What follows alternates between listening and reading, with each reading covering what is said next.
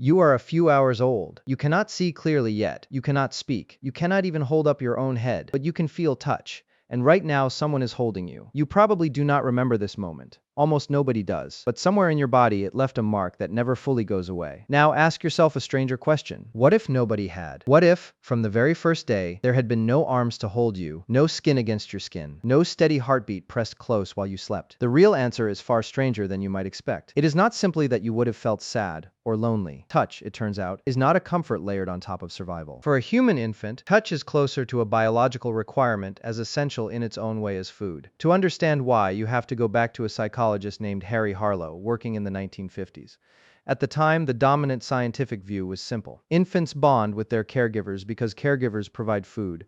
Love, in this view, was really just a side effect of hunger being satisfied. Harlow doubted this, so he built two artificial mothers for baby monkeys. One was made of cold wire, but it held a bottle of milk. The other was covered in soft cloth, warm to the touch, but offered no food at all. Which one do you think the baby monkeys chose again and again? The infants clung to the soft cloth mother for hours at a time, only rushing to the wire mother briefly to feed before racing straight back to the warmth. When frightened, they ran not toward the food source, but toward the comfort of touch.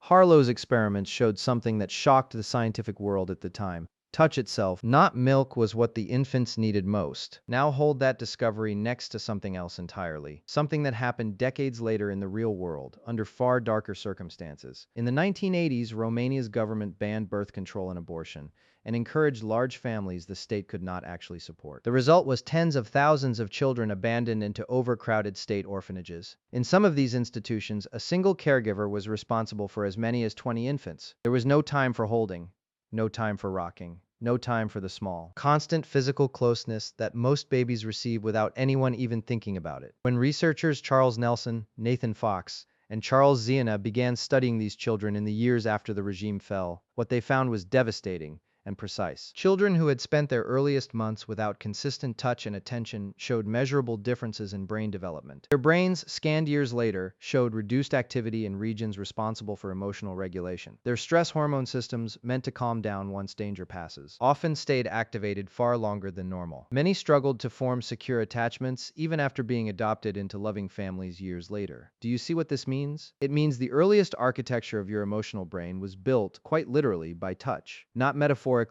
not poetically. The nerve pathways that let you calm down after stress, trust another person, or feel safe in your own body were shaped by thousands of small physical moments you will never consciously remember.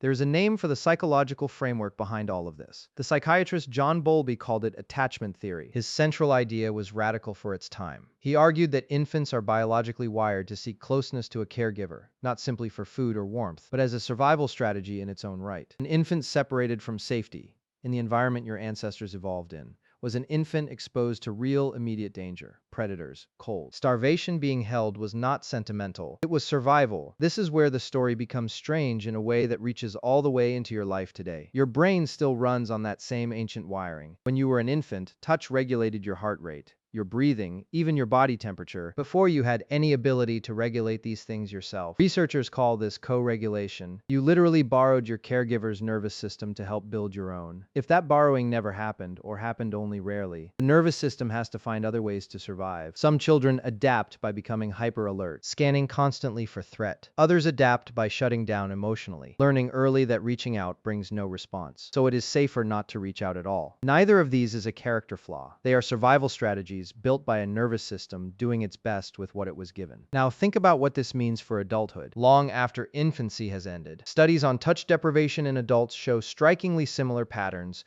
to what researchers found in those Romanian orphanages, just less extreme. People who experience chronically low levels of physical touch report higher rates of anxiety and depression. Their bodies show elevated levels of cortisol, the same stress hormone that stayed abnormally high in touch-deprived infants decades earlier. Something as simple as a 20-second hug has been shown to lower cortisol and raise oxytocin, a hormone associated with bonding and safety. Your body, in other words, never fully outgrows its need for this kind of contact. It only gets better at pretending it does not need it. This raises an uncomfortable question. If you grew up with less physical affection than you needed, does that mean the damage is permanent? Not necessarily. The same researchers who documented such stark differences in the Romanian orphans also found something hopeful. Children who were moved into stable, affectionate foster care before a certain critical window showed real recovery, in some cases is nearly catching up to children raised in typical homes. The brain, especially early on, retains a remarkable capacity to rebuild itself when the right conditions return. Even later in life, consistent safe touch and secure relationships